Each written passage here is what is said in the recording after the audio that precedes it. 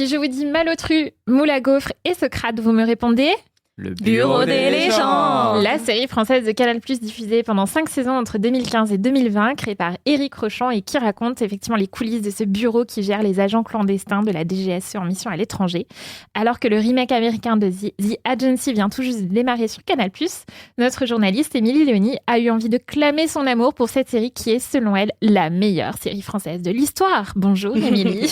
Bonjour à tous, bonjour. En tout cas, l'une des meilleures séries que j'ai pu voir françaises.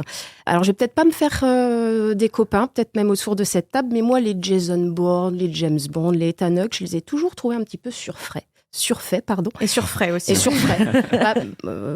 Ethan Hawke, on l'a vu à Cannes, là, il est un peu moins frais maintenant. Et encore davantage, donc, comme tu disais, depuis 2015, où j'ai fait la connaissance d'un certain Malotru et ses petits camarades espions du bien nommé Bureau des légendes.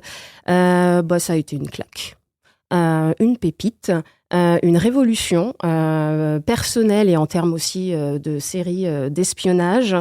5 saisons d'une plongée pour moi saisissante dans les coulisses du renseignement français. Moi, j'en avais jamais vu d'autres. Signé Éric Rochant. Moi, pourquoi pour moi c'est une des meilleures séries, une série mémorable. Son réalisme, déjà, inquiétant et redoutable à la fois, et sa haute crédibilité, puisque c'est même le New York Times qui l'a dit, la crédibilité. Parce qu'en plus, quand on s'intéresse un peu à la série, on voit que Rochant, il a pu pénétrer l'antre de la vraie DGSE, rencontrer des espions, des hauts dirigeants, Kassovitz aussi, qui incarne Malotru, et Jean-Pierre Daroussin aussi. Donc, immersion totale, et donc ça se ressent véritablement à l'écran. Son atmosphère aussi, alors ça défouraille pas à tous les coins de rue. Le rythme est même un peu... pas lent, mais on va dire mesuré. Et je trouve que c'en est que plus addictif. En tout cas, moi, ça m'a. J'ai binge-watché, comme beaucoup de gens. Ce qui m'a plu aussi beaucoup, c'est la profondeur. C'est la profondeur dans les intrigues qui se jouent, dans les enjeux politiques qui se nouent, et aussi le fait que on s'attache énormément et dans ce qui se joue dans les personnages. On développe une véritable affection et empathie pour les personnages, pour ce qui vivent dans l'intimité, dans le perso, oui. Et ça, c'est aussi, je trouve qu'il a réussi à en faire quelque chose d'émouvant au-delà de la série. Et puis, bien évidemment, le casting au cordeau de tout ça. J'ai dit, Kassovitz, Daroussin, Florence Loirecaille, Jonathan Zakaï, que je découvrais. Je ne l'avais jamais vu et que j'ai beaucoup aimé. Donc oui, pour moi, le Bureau des légendes, une série à la fois intelligente, exigeante aussi, parce qu'il faut pas non plus, c'est pas le truc, tu mets, je vais me faire un petit épisode. Non, c'est vraiment, il faut que tu prennes le temps pour savourer et être dedans. Finement écrit, pour moi c'est une des meilleures séries françaises, et je vais dire dans mon top 3 des séries de Canal, avec Engrenage et Baron Noir, je crois. Et la preuve, comme tu me disais, c'est que ça a fêté ses 10 ans, ça fête ses 10 ans cette année, et il y a même ce remake avec ce qui peut être j'ai l'impression que c'est la thématique, mon Pedro Pascal à moi, Michael Fassbender, qui reprend le rôle qu'incarnait Kassovitz dans la version française, donc The Agency, et Richard Gere, bien sûr. Et alors, effectivement, tu parlais du New York Times tout à l'heure. Le New York Times est d'accord avec toi, puisqu'en décembre 2019, ils ont classé le Bureau des légendes en 3e position de leur liste des 30 meilleures séries étrangères de la décennie. Et le Bureau des légendes, c'est aussi une série française qui a fait date dans la manière de faire les séries en France, puisque avant ça, on n'avait jamais vraiment eu de showrunner en France, avant Éric Rochant. Le concept aussi de writer's room, de salle des scénaristes comme ça, pour écrire le plus vite possible, pour avoir une saison par an, c'est vraiment cette série aussi qui l'a instituée. Et c'est aussi l'une des séries françaises les plus vendues dans le monde, à peu près dans 120 pays, je crois. Ouais.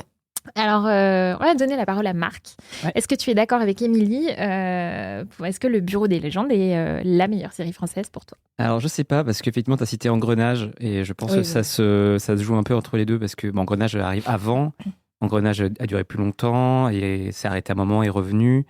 Moi, j'étais plus sensible à Engrenage qu'au Bureau des légendes, mais après, je suis d'accord avec Émilie sur à peu près tout. C'est-à-dire qu'en gros, c'est extrêmement bien écrit. Ce rythme, effectivement, très particulier, qui n'était pas vraiment habituel à l'époque dans les séries françaises, notamment. Le casting, l'approche très réaliste et très documentée du métier d'espion. Et c'est là où il y a un peu un parallèle avec Engrenage, parce qu'Engrenage, il y a aussi ce côté comme ça, très documenté par rapport au système judiciaire. Les va-et-vient entre la vie privée et la vie professionnelle et comment ça se... Voilà, les deux comme ça se connectent. Moi, j'étais plus sensible personnellement à Engrenage, mais voilà, j'ai pas grand-chose à dire. Effectivement, le Bureau des légendes, c'est super bien. Et je trouve ça chouette que finalement The Agency remette aussi un peu l'éclairage sur cette série. J'ai l'impression que le Bureau des légendes, on en parlait un petit peu moins ces derniers temps. J'ai l'impression qu'il y a eu un héritage qui a pris un peu de temps à arriver. C'est marrant parce que c'était une série qui revenait dans le top de Canal+, sur la plateforme MyCanal, qui revient régulièrement. Ah oui. Bien avant The Agency, il y a plusieurs mois, The Bureau des légendes apparaissait comme ça dans les séries les plus vues du moment. Émilie, l'autre Émilie de la table. Émilie, elle a oublié de te préciser qu'elle n'a jamais regardé le Bureau des légendes. Ah, et bah écoute. Voilà. Non, j'ai jamais regardé, je suis totalement passée à côté. Et pourtant, c'est pas faute d'en entendre le plus grand bien possible, et y compris à l'international. Je sais, en fait, moi, ce que j'aime dans le Bureau des légendes, que je n'ai pas vu encore une fois, mais c'est vraiment le truc de se dire, oui, la France, en fait, j'ai l'impression que c'était la première fois qu'on disait, la France sait faire des bonnes séries. On n'a pas que Joséphine Ange Gardien et Camping Paradis, très clairement. Il y a certains acteurs que j'aime moyennement dans le Bureau des légendes, et je pense que c'est ça qui fait que j'y suis jamais allée. Mais ouais, de voir une série française dans le classement du New York Times, moi qui suis très chauvine, ça me fait toujours bien plaisir. Ouais. Juliette, toi qui l'as revue il y a pas si longtemps que ça, je crois. Ouais, bah moi c'est une série que j'ai vue 3 fois, je pense en tout. Donc de toute évidence, je suis de l'avis d'Émilie. Je trouve que c'est vraiment une des meilleures séries françaises de tous les temps. Je vais pas répéter ce qu'elle a dit sur le réalisme et la documentation, qui est vraiment moi ce qui au tout début en tout cas m'a vraiment attrapée. J'avais vraiment l'impression de rentrer dans un univers qui m'était totalement inaccessible. Et ça avait vraiment quelque chose d'hypnotisant, quoi. Ils ont un sens du détail qui est assez dingue. Et donc, justement, moi, quand tu disais c'est exigeant, faut regarder. Sur les décors, etc. Parce que quand tu regardes, tout était... Ils n'ont pas eu le droit, ils ont pu y aller. Mais le chef déco, il a tout fait de tête parce qu'il est interdit de prendre des clichés, des photos, de faire des croquis sur place. Donc, il y a un côté fantasme, en fait. Quand oui, on regarde exactement. C'est complètement ça. Et puis même, tu vois, toutes ces micro-techniques qu'ils ont, qu'ils expliquent chacun. Voilà, moi, je trouve que ça a quelque chose d'hypnotisant. Tu peux pas détourner le regard parce que justement, tu as peur de louper un truc. Donc voilà. Et puis, alors moi, je suis très friande de séries sur la géopolitique et tout. Et là-dedans, ils sont très forts parce que, en fait, tu as l'impression que ça... que tu pourrais le montrer à quelqu'un qui révise le bac et que ça l'aiderait, tu vois, à comprendre exactement les enjeux. Donc moi, ça m'a fascinée. Moi, je découvrais pour le coup Florence Loirecaille, et dont depuis, j'ai jamais réussi à me départir. Je trouve que c'est vraiment l'une des meilleures actrices françaises qu'on voit pas assez, mais en même temps, je pense qu'on la voit pas assez parce que c'est quelqu'un qui choisit vraiment ses projets aussi. Je pense qu'elle veut pas aller jouer tout et n'importe quoi sur la base de la popularité que lui a apporté la série. Et moi, je trouve ça assez intelligent, le fait aussi qu'elle se raréfie, quoi. Donc voilà. Et puis moi, j'adore Sarah Giraudot, voilà, notre petite sismologue. Et d'ailleurs, je trouve que toute la partie en Iran, justement, elle est assez dingue, quoi, parce que c'est pareil, ça fait partie des choses qu'on ne peut que imaginer. Et puis là, on a l'impression d'y être. Et puis on se dit, c'est fou comment quelqu'un peut simuler le fait d'être sismologue. En fait, elle le simule pas vraiment, évidemment. Elle a fait les études pour. Ouais. Mais enfin, il y a tout un truc comme ça de mise en abîme sur mise en abîme qui est super chouette, quoi. Et puis, ce que j'ai trouvé fort aussi, c'est qu'ils ont réussi à tenir sur la durée. C'est-à-dire que moi, on parlait tout à l'heure de la déception de la saison 2 de The Last of Us, mais en fait, moi, Bureau des légendes, de saison en saison, j'ai trouvé qu'il y avait un vrai équilibre sur le niveau de la série, sur sa qualité et sa puissance. Et puis, et puis surtout, on a découvert Artus en acteur, j'avais oublié, en très très bon acteur dramatique, quoi. Enfin, moi, Artus, dans le Bureau des légendes, je le trouve formidable, quoi. Donc. Alors, on ne peut pas effectivement parler du Bureau des légendes qui vient de fêter ses 10 ans sans parler du remake, The Agency, Émilie. Est-ce que ça t'a convaincu ? Est-ce que quand on a aimé autant que nous le Bureau des légendes, est-ce qu'on va aimer The Agency ? Problème. Non, c'est réussi. C'est très fidèle. Voilà. Un peu trop. J'ai arrêté. Non, en fait, j'ai assez rapidement, j'ai regardé les 3 premiers épisodes.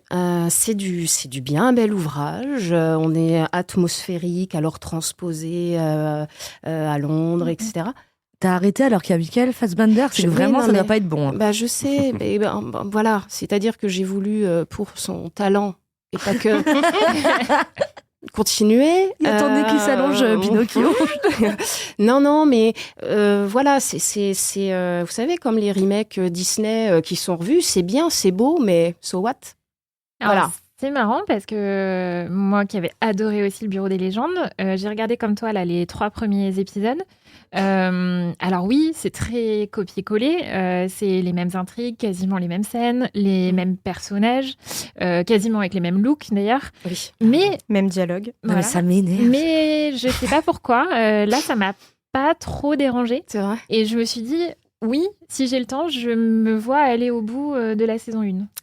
C'est quoi l'intérêt de faire... Enfin, pardon, excusez-moi, donc j'ai vu aucune des deux. Donc vraiment, là, je suis totalement objective. Quel est l'intérêt de refaire la même série? Enfin, pardon. D'autant plus que le Bureau des légendes est connu aux États-Unis grâce à notre cher New York Times. C'est quoi le projet? Tu te dis, je vais faire un copier-coller juste pour parce que mettre les spectateurs américains fonctionnent pas totalement Voilà. comme ça. J'allais dire ça, c'est connu à l'international, mais si tu fais comme une série en langue anglaise, il y a quand même plus de chances de la vendre dans plus de pays qu'une série en langue française. Oui, mais créativement parlant, Alors, c'est créativement parlant, là où je rejoins Laurence, c'est que je trouve que quand même c'est quand même pas si mal. C'est-à-dire qu'en gros, effectivement, si tu arrives à le décorréler du Bureau des légendes, je trouve que la série elle a des qualités. Alors, j'ai vu que les 2 premiers épisodes, mais je trouve que c'est pas si mal. Je trouve ça plus froid pour l'instant que le Bureau des légendes. Je trouve ça plus techno thriller plutôt que série d'espionnage réaliste. Mais pareil, c'est assez épuré sur les clichés, donc c'est bien fait. Sur la mise en scène, c'est pas mal quand même. Il y a la poursuite de l'épisode 1 où il y a des images de vidéosurveillance en même temps. Je trouve que c'est assez habile.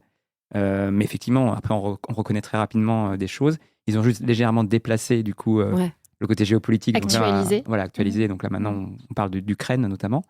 Et alors, moi, il y a un seul truc qui m'a dérangé, c'est que Michael Fassbender, j'ai l'impression qu'il fait un peu que ce genre de rôle maintenant. Parce que j'avais l'impression de le voir dans The Killer. Voilà. Tu vois, le personnage ultra méthodique, très froid, machin. Il y avait un peu ça aussi dans le dernier Soderbergh qui est sorti au cinéma.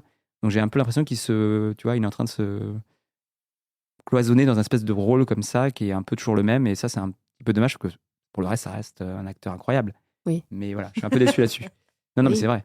Et voilà. Mais je trouve ça, je rejoins Laurent, c'est pas si mal, mais oui, si on a adoré le Bureau des légendes, je pense qu'on trouve ça un peu... c'est un peu comme un produit dérivé, quoi. Enfin, tu sais, un truc un peu avec un peu moins de saveur, quoi. Je sais pas. Moi, Canada Dry, je crois que j'ai retrouvé en fait le même plaisir que j'avais à l'époque à regarder le Bureau des légendes. C'était justement ce côté un peu fantasme, un peu plongé, coulisses dans ce monde qui nous est totalement inaccessible et qui refonctionne en fait. Moi, je suis pas si sûre. Moi, je suis plutôt de l'avis d'Émilie. Pour moi, c'est trop transposé. C'est les mêmes intrigues, les mêmes dialogues. On a juste changé les acteurs, les prénoms, et on est parti en Ukraine et pas en Algérie. Donc, vraiment, voilà. En plus, il y a quelque chose que Marc parlait de froideur. Il y a quelque chose que j'aimais beaucoup dans le Bureau des légendes et que je retrouve pas du tout dans The Agency. C'est que dans le Bureau des légendes, il y avait quand même le côté fonctionnaire français. C'est-à-dire que oui, et puis Jean-Pierre Daroussin, il avait toujours, alors on apprend plus tard que c'est une technique, mais il avait toujours des cravates terribles, vraiment du fonctionnaire français par excellence. Donc il y avait un peu cette aspérité-là, cette chaleur-là, où on est quand même chez des fonctionnaires français dans une certaine mesure. Et là, il y a vraiment le côté espion. Tu vois, agent secret. Et franchement, moi, Moulin Gaufre dans Bureau des légendes, j'adorais. Et là, tu vois, donc là, sa version américaine, c'est Richard Gere. Oui, pour le coup, il nous fait fuck à toutes les phrases. Je suis en mode calme-toi, Richard. Genre fuck, ça ne donne pas. Enfin, dire fuck à toutes les phrases, ça ne donne pas de l'aspérité à un personnage. Donc ça fait vraiment genre. Voilà, j'arrive avec mes grands chevaux et tout, j'ai pas du tout adhéré. Et puis pareil, moi Jeffrey Wright, je l'aime beaucoup. Donc là, il joue le rôle que Jean-Pierre Daroussin jouait dans le Bureau des légendes. Mais pareil, il manque d'aspérité. Il fait très américain. Alors peut-être que probablement à la CIA, ils sont plus comme ça que ce n'est le cas à la DGSE. Mais du coup, ça manque d'aspérité. T'as l'impression de revoir justement ce truc d'espionnage à l'américaine. Et c'est dommage parce que du coup, ça perd en crédibilité, ce qui était vraiment la force du Bureau des légendes, quoi. Et à ce niveau-là, je trouve, au-delà du copier-coller qui me sort par les yeux, à ce niveau-là, je trouve ça dommage. Ouais. Alors, depuis la fin du Bureau des légendes en 2020, il y a toujours ce serpent de mer, la rumeur de est-ce qu'il va y avoir une saison 6, un peu comme un film de 10% qu'on attend toujours. Le créateur Éric Rochon et l'ensemble des acteurs étaient présents au festival Cannes Série en avril pour recevoir le Canal+ Icon Award pour justement les 10 ans de la série. Et donc, à cette occasion, Mathieu Kassovitz a incité les spectateurs à continuer à réclamer une saison 6. Qu'est-ce que vous en pensez, Émilie ? Il nous faut une saison 6 ou c'est bon, ils se sont arrêtés au bon moment sur un coup d'éclat et moi j'ai envie de leur laisser la possibilité si voilà, l'écriture est bonne, si ils arrivent à trouver un bon scénario, une belle histoire à raconter, transposée justement et avec toutes les qualités d'écriture qui vont à ce qu'on vit aujourd'hui dans le monde. Why not? Ça me semble difficile parce que je sais que voilà, Casso aimerait beaucoup aimerait beaucoup, les téléspectateurs beaucoup aussi. Canal+ aussi sans doute. Canal+ aussi beaucoup, mais pas sans Rochon, j'ai cru comprendre. Ouais. Et Rochon a vendu les droits, donc ça a l'air, pour l'instant en tout cas, d'être compliqué. Moi, le problème de ça, c'est que c'est Mathieu Kassovitz qui le demande et que pour moi, si on devait faire un retour du Bureau des légendes, il faudrait que ça se fasse sans Malotru parce qu'il a été la colonne vertébrale des 5 saisons qu'ils ont faites. Mais à la fin, si on est tout à fait honnête, c'était plus tant le personnage de Malotru qui nous intéressait, mais vraiment l'univers de personnages qui gravitaient autour de lui. Et donc là, si on refaisait un Bureau des légendes, et Émilie l'a dit, il faudrait que ce soit actualisé sur le plan politique, mais du coup aussi des personnages en fait, qu'on reprenne certains des jeunes personnages qui étaient là à l'époque, oui, mais pour moi, pour repartir du pompier du coup et avoir une vraie sensation de on refait quelque chose d'intéressant, il faudrait justement peut-être évincer les marqueurs trop forts de la première série. Je suis assez d'accord avec Juliette, ouais. Je pense que Malotru, effectivement, du coup, t'as plus besoin de l'avoir à nouveau. Après, c'est compliqué parce que ce genre de série, en fait, tu te dis, tu touches presque à un truc un peu, c'était pas parfait, hein, mais culte, ouais, moi, j'ai pensé à ça par rapport à Succession, qui est, comme vous le savez, une de mes séries préférées de tous les temps. Et en fait, je me disais, mais Succession, j'étais trop déçu que ça se termine, mais en même temps, j'ai trouvé que la fin était parfaite. Je trouvais qu'il n'y avait pas grand-chose à acheter sur les 4 saisons. Donc, en fait, il y a toujours le risque, finalement, d'arriver plusieurs années après avec quelque chose qui va te décevoir. Donc, est-ce qu'il vaut mieux pas rester avec et éventuellement se faire des rewatch de temps à autre, comme a fait Juliette, pour retrouver le plaisir des personnages. Parce que finalement, c'est des séries qui sont tellement bien écrites que tu peux redécouvrir des choses quand tu re-regardes les séries, et même à plusieurs périodes de ta propre vie, en fait. Et donc, j'aurais tendance à dire, peut-être pour la beauté du geste, c'est peut-être mieux de ne pas avoir de saison 6. Moi, ça m'arrangerait pas. En plus, j'en ai déjà 5 à me mater. Alors, en attendant, la bonne solution, c'est peut-être de repartir sur une nouvelle série. Et je crois qu'Éric Rochon reviendra justement sur Canal+ avec une série toujours dans l'univers de l'espionnage international qui s'appelle Secret People. Donc voilà, ça peut justement être la bonne voie pour ça. Et The Agency est déjà renouvelée pour une saison 2. Le tournage a démarré et je crois même que l'écriture de la saison 3 a elle aussi commencé. Merci. Bon, alors par contre, je veux bien y aller sur le tournage s'il y a besoin. Avec Michael Phelps. Voilà, servir son café à Michael. Pas de problème. Merci beaucoup, Émilie, de nous avoir permis de nous replonger dans le Bureau des légendes. Et moi, je suis pareil, je crois que je suis à 2 doigts de me lancer dans un revisionnage. Mais avant ça, on va jeter un œil sur ce qui nous attend dans les prochaines semaines sur les plateformes.